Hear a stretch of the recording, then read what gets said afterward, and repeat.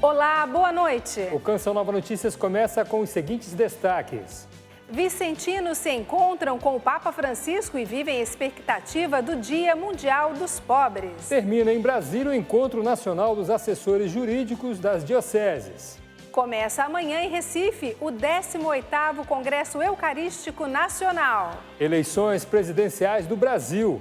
Ministério da Defesa explica relatório das eleições e afirma que não se pode descartar a possibilidade de fraude no processo eleitoral. Trabalhador consome mais pagando menos. Alívio para o bolso do brasileiro. Cesta básica registra queda e consumo nos lares acumula alta. Cidades de Minas Gerais em situação de emergência por causa das chuvas. E os bastidores de uma das instituições mais sólidas do território brasileiro.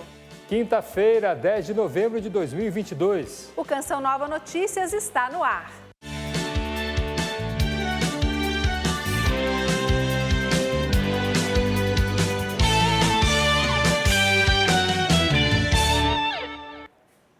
Boa noite. A família vicentina foi inspirada pela vida e obra de São Vicente de Paulo. Uma das iniciativas da congregação é mudar a vida de 1.200.000 pessoas em situação de rua no mundo. Na semana que antecede a Jornada Mundial dos Pobres, a família vicentina internacional está reunida em Roma, como mostram nossos correspondentes Joyce Mesquita e Leonardo Vieira. A análise de projetos, a atuação vicentina junto aos refugiados da Ucrânia e a avaliação dos trabalhos das comissões vicentinas em diversos países estão entre os assuntos apresentados pelo Comitê Executivo da Família Vicentina Internacional, reunida em Roma. Estamos presentes em 165 países e somos 163 ramos que fazem parte da família vicentina, que já chamamos de Movimento da Família Vicentina. Celebrado neste domingo pela Igreja, o Dia Mundial dos Pobres tem valor especial para a família vicentina, cujo carisma é voltado para o cuidado dos mais pobres e suas necessidades materiais e espirituais. E para nós, o Dia Mundial do Pobre é um apelo e um convite a fazer mais por esses irmãos. E de forma concreta, antes da catequese de ontem, o Papa Francisco abençoou a escultura do artista Timothy Chmos. A obra, intitulada como Abrigo, procura promover a campanha 13 Casas da família vicentina, que esteve presente no momento da bênção. E por que 13 casas? E por que 13 casas? É um número simbólico, porque o Vicente de Paula, no século XVII, construiu, com a colaboração de outras pessoas, 13 casas para as crianças abandonadas. E agora, nós lançamos esse projeto com esse título e estamos convidando a colaboração de cada pessoa para nos ajudar e também abrir o coração para essas pessoas. Dentre os ramos vicentinos está a Sociedade de São Vicente de Paula, fundada por Antônio Frederico Ozanam, beatificado pelo Papa João Paulo II em 1997.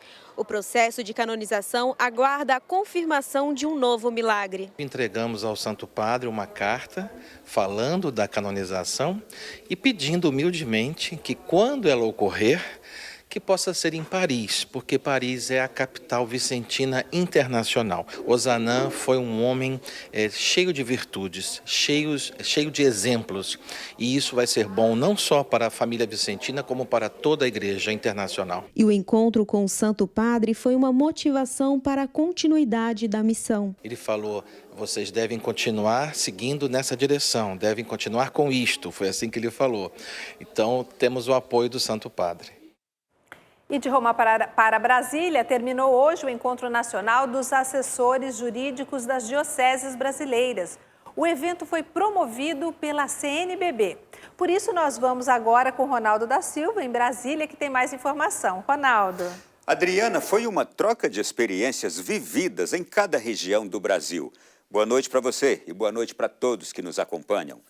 Foram 3 dias de evento e em pauta temas como direito tributário, trabalhista e o posicionamento da Igreja em casos de abusos sexuais. Advogados, membros de pastorais e o clero participaram intensamente desse encontro. os assessores jurídicos tiveram a oportunidade de entender melhor a realidade das dioceses e debater temas importantes para a Igreja no âmbito do direito.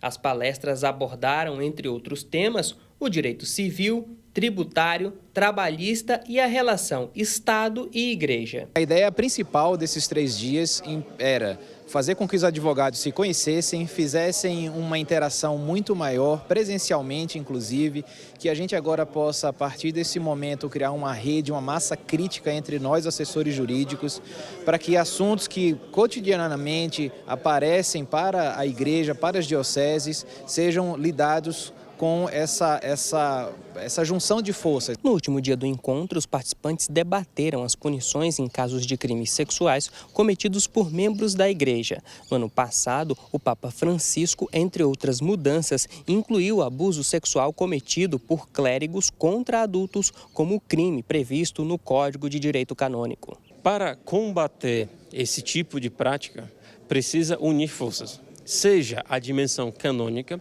que a Igreja se preocupa porque os atos são realizados ao interno das suas estruturas, seja também com a responsabilidade civil, porque este mal, este ato gravoso, fere não somente a dimensão religiosa, mas também a dimensão social.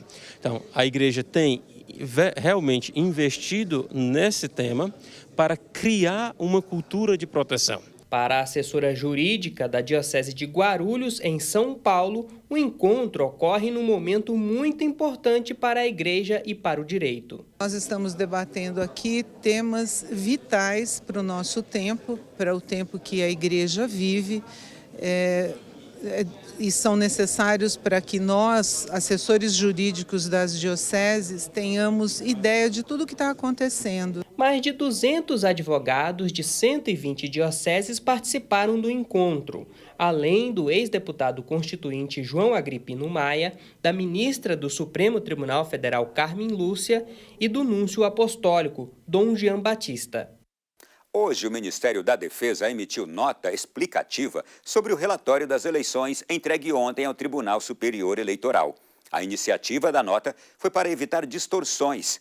Ao contrário do que foi divulgado pela imprensa, que o relatório comprovou que não houve fraude nas eleições, o documento aponta, na verdade, a impossibilidade prática de comprovar se o funcionamento das urnas eletrônicas é realmente confiável e seguro. O novo comunicado foi emitido na manhã desta quinta-feira e esclareceu o relatório divulgado pelo Ministério da Defesa ontem sobre a segurança do processo eleitoral brasileiro. Os dados coletados pela equipe de técnicos das Forças Armadas não afirmam se houve fraude nas eleições, mas que existe a possibilidade de fraude nas urnas eletrônicas e no processo eleitoral deste ano. Na página 3, o documento mostra que o Tribunal Superior Eleitoral restringiu o acesso ao sistema, o que também dificultou a análise dos códigos-fonte, ou seja, não foi possível saber o funcionamento do sistema como um todo.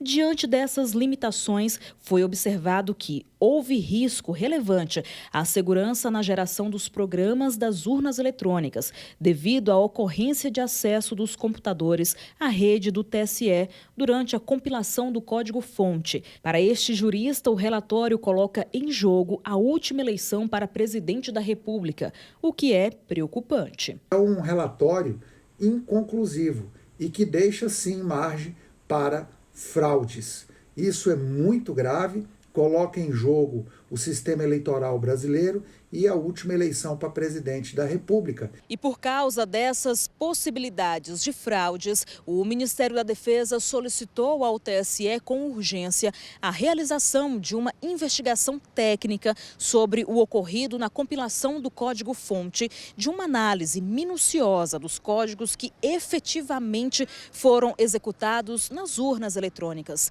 Por fim, o Ministério da Defesa reafirma o compromisso permanente da pasta e das Forças Armadas com o povo brasileiro.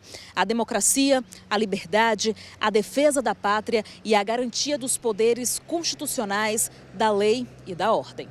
O relatório indicou importantes aspectos que demandam esclarecimentos por parte do Tribunal Superior Eleitoral, que se ateve apenas a enviar uma nota reafirmando que as urnas são 100% seguras e que as sugestões encaminhadas para o aperfeiçoamento do sistema serão oportunamente analisadas. Ou seja, não existe uma data para ações que possam aperfeiçoar o sistema eleitoral. O presidente eleito Luiz Inácio Lula da Silva visitou pela primeira vez nesta quinta-feira o Centro Cultural Banco do Brasil, local de trabalho da equipe de transição para o novo governo.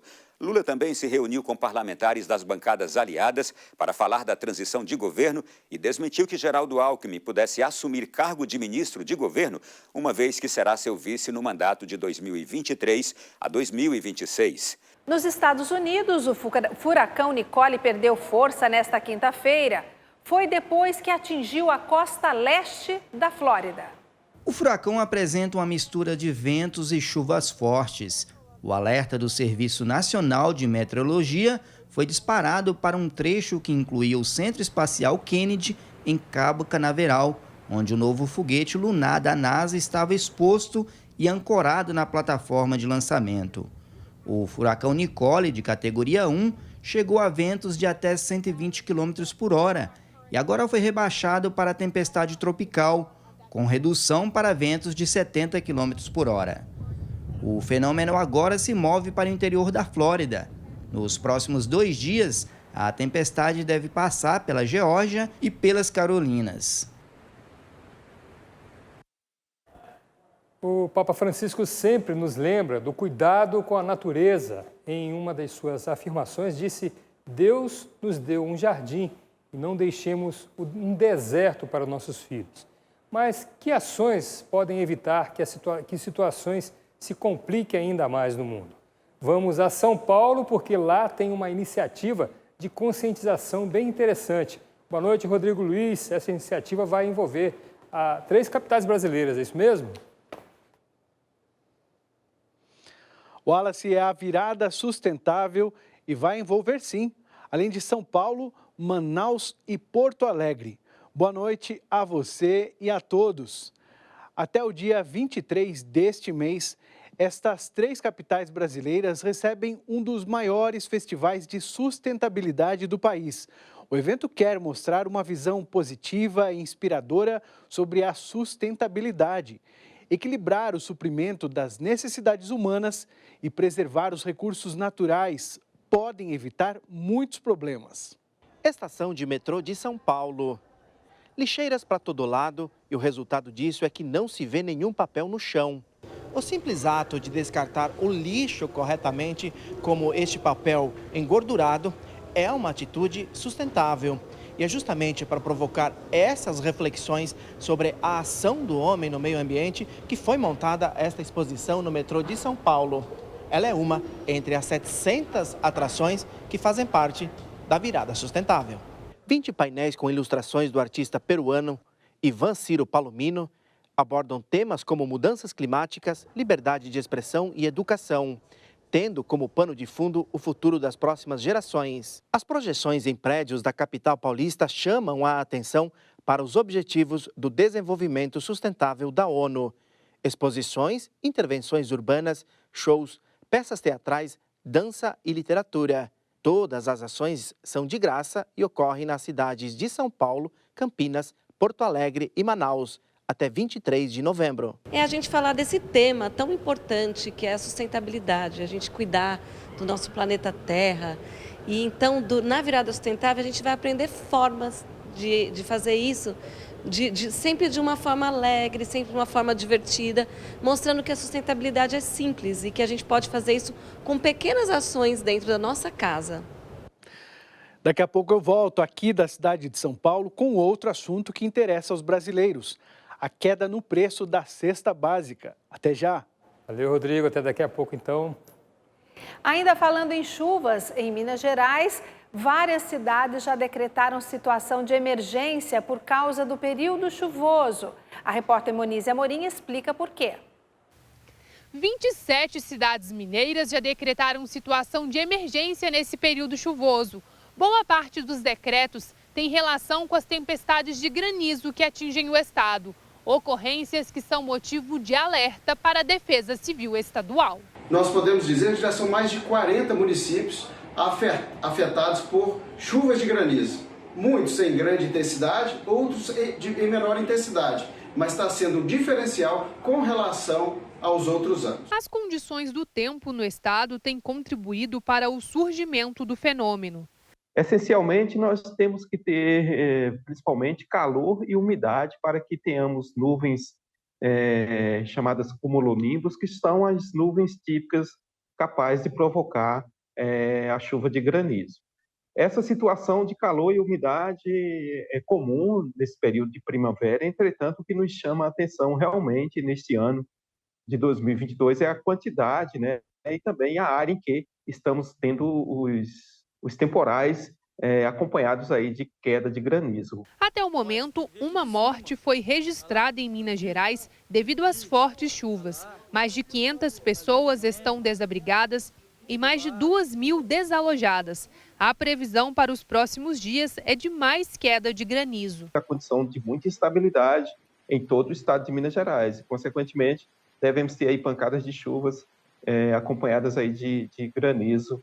Por isso, a Defesa Civil Estadual orienta a população para os cuidados adequados nessas situações. Nós pedimos às pessoas que se abriguem, que não se aventurem em tempestades de raios, em chuvas fortes, em chuvas de granizo. Inclusive, ontem nós estávamos fazendo uma vistoria em Lagoa Santa e vimos pessoas, ao fim da chuva de granizo, fazendo atividade física na orla da lagoa, com raios ainda permanecendo no fenômeno climático. Isso é muito perigoso, a pessoa pode ser colhida por um raio e vir a óbito. Então nós pedimos que se abriguem em locais adequados, para que não sejam surpreendidas aí por situações climáticas adversas.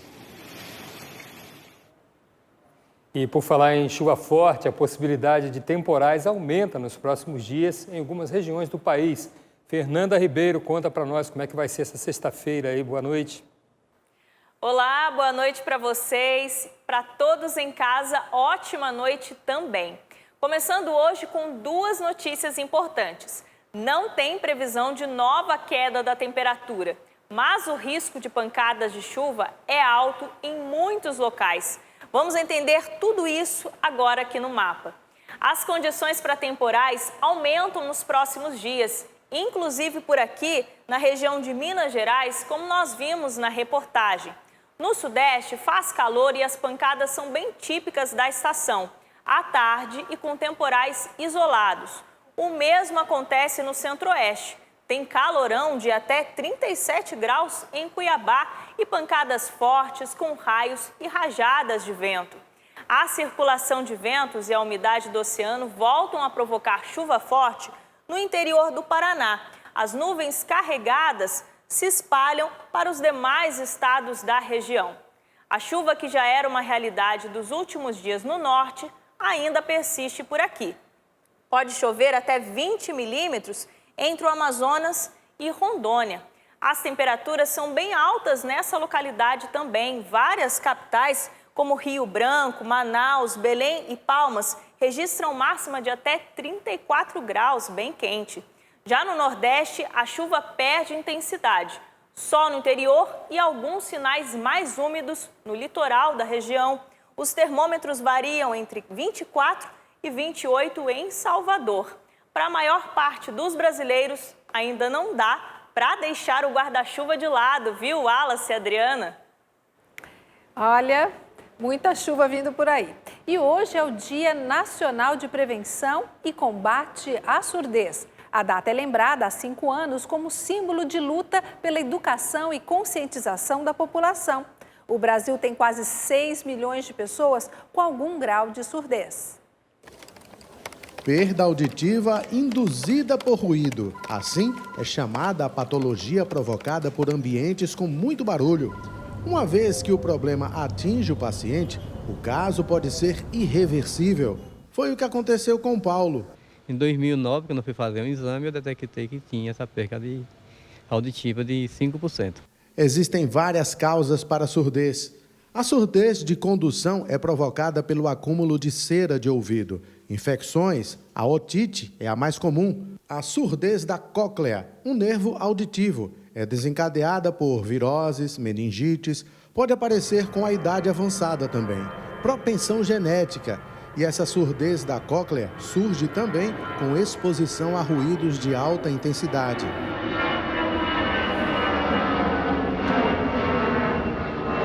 Essas deficiências auditivas provocadas por causa dos ruídos são mais comuns do que nós pensamos. De acordo com os fonoaudiólogos, a cada 4 trabalhadores, um vai desenvolver ao longo da vida um problema auditivo. A gente trabalha para viver, não para adoecer. E muitas vezes o ambiente de trabalho ruidoso faz com que esse trabalhador, ao longo dos anos, venha desenvolver uma perda auditiva. Mas como saber se o barulho é forte demais? Ouça as dicas. Se você não consegue conversar a uma distância de 1 metro, 1,5 metro, 2 metros com a pessoa, sem precisar gritar, ou seja, se eu tenho que gritar para que o outro me escute, esse barulho no ambiente é forte. Se eu saio desse ambiente e tenho aquela sensação de ainda estou ouvindo aquele som aqui, esse barulho com certeza é forte. E se você entra nesse ambiente e fica meio zonzo, fica meio tonto, aquela sensação de mareio, com certeza esse ambiente é barulhento e pode causar uma perda de audição irreversível. A Câmara dos Deputados aprovou o projeto de lei que aumenta as penas para crimes sexuais contra crianças e adolescentes. Voltamos a Brasília com Ronaldo. Ronaldo, esse tipo de crime é classificado como hediondo? Exatamente assim, Adriana. As penas para casos de pedofilia e outros tipos de crimes contra crianças e adolescentes também serão maiores porque passam a ser classificados como hediondos. Outra mudança é que o condenado por crimes mais graves dessa natureza, previstos no Código Penal ou no Estatuto da Criança e do Adolescente, o ECA, não terá mais direito à saída temporária, que é possível para presos com bom comportamento. A Câmara dos Deputados aprovou por ampla maioria o projeto de lei que torna hediondos os crimes sexuais praticados contra crianças e adolescentes. A proposta aumenta as penas de vários crimes previstos no Código Penal e no Estatuto da Criança e do Adolescente. O texto inclui na lei dos crimes hediondos a corrupção de menores, divulgação de cena que faça apologia ou induza a prática de estupro e estupro de vulnerável. O texto também modifica a lei de execuções penais para proibir a saída temporária de presos condenados por esses tipos penais. Nos casos de crimes por produção, posse ou distribuição de cenas de sexo com crianças ou adolescentes, o condenado terá a possibilidade de saída temporária, com a proibição de se aproximar de escolas de ensino infantil, fundamental ou médio e de frequentar parques e praças com parques infantis. O texto ainda vai passar por nova votação no Senado. E hoje é quinta-feira, dia de jornada dupla para mim, porque tenho o prazer de levar até você o programa Além da Notícia às 10 da noite.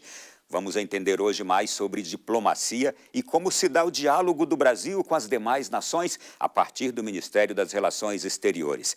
A repórter Camila Castro visitou o Instituto Rio Branco, aqui em Brasília, a escola diplomática responsável por formar pessoas para a condução da política externa brasileira. O Instituto Rio Branco é a escola diplomática do Brasil, reconhecido internacionalmente como uma das melhores academias diplomáticas do mundo.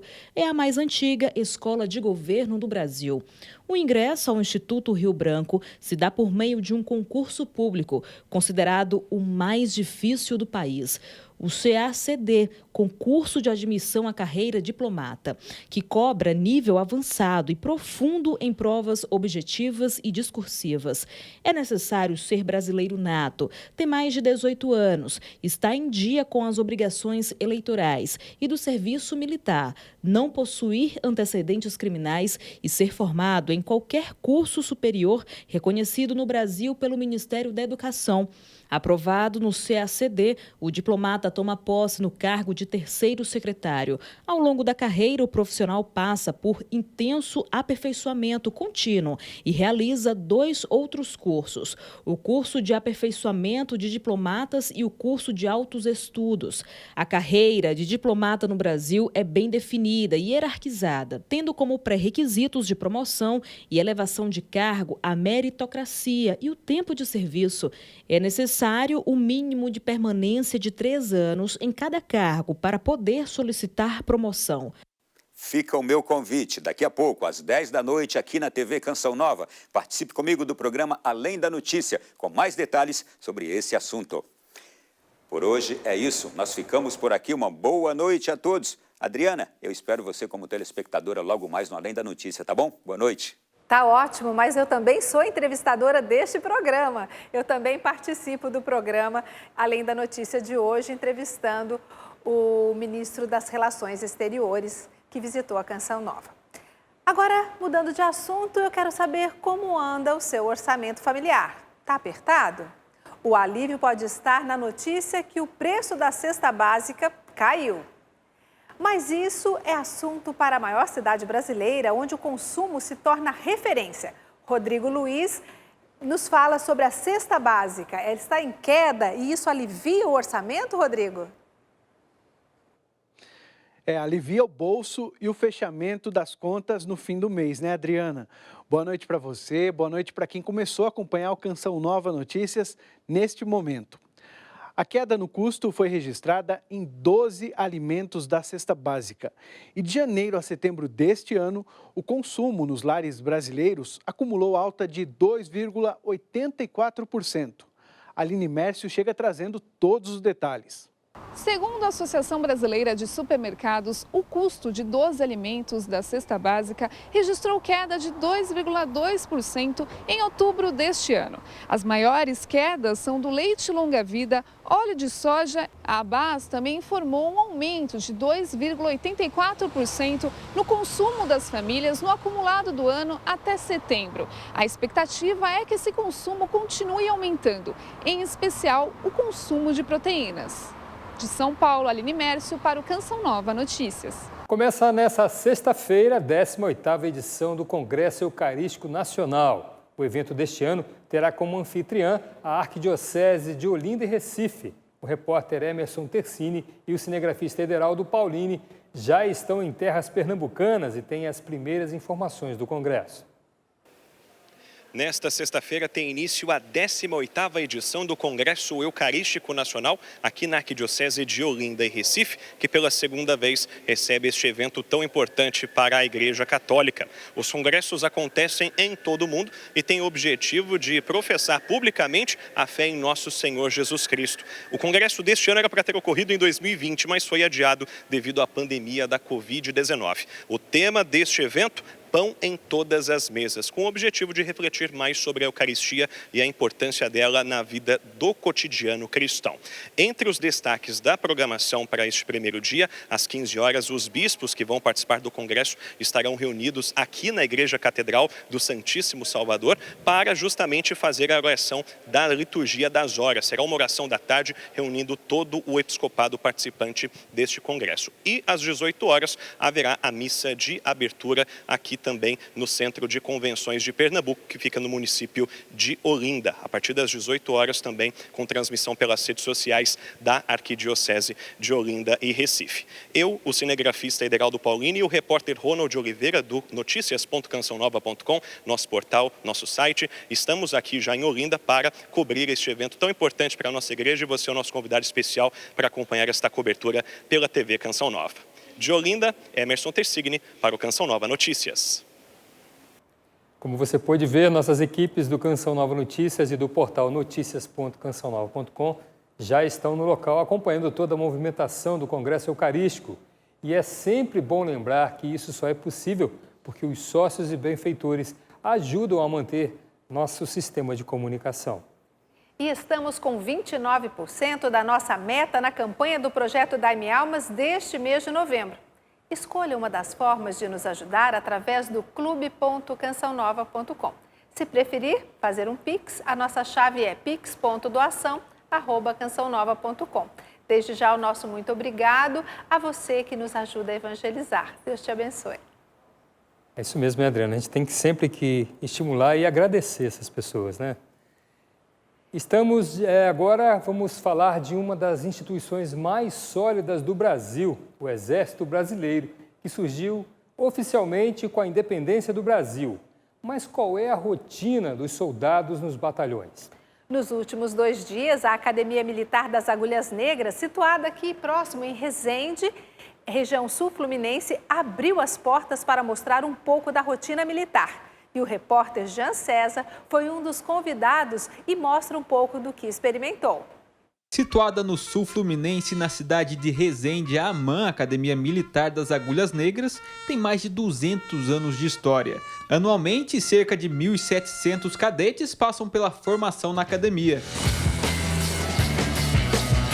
Com o objetivo da população civil conhecer mais sobre os trabalhos nas Forças Armadas, a instituição desenvolveu o programa Conheça o Seu Exército. Isso vai favorecer muito para que essas pessoas interajam, né, de uma maneira bem integrada ao cotidiano da Força Terrestre. O programa Conheça Seu Exército está sendo aqui na portada. É uma ponte sobre o Rio Paraíba que está sendo realizado aqui. Ele pode suportar até 70 toneladas. Entre as apresentações e visitas na Academia Militar, podemos acompanhar, antes de pernoitar, uma simulação de varredura em uma comunidade. Para visualizar melhor o procedimento, binóculos e monóculos de visão noturna das Forças Armadas foram disponibilizados. Após a experiência deste momento, que nos aproxima de uma situação de conflito, o dia seguinte foi para conhecer outros equipamentos e atividades militares na AMAN. No segundo dia, na Academia Militar das Agulhas Negras, estamos tendo a experiência de conhecer um pouco mais de um dos blindados mais modernos do Exército Brasileiro, o Guarani. E agora vamos conhecer um pouco mais o interior dele.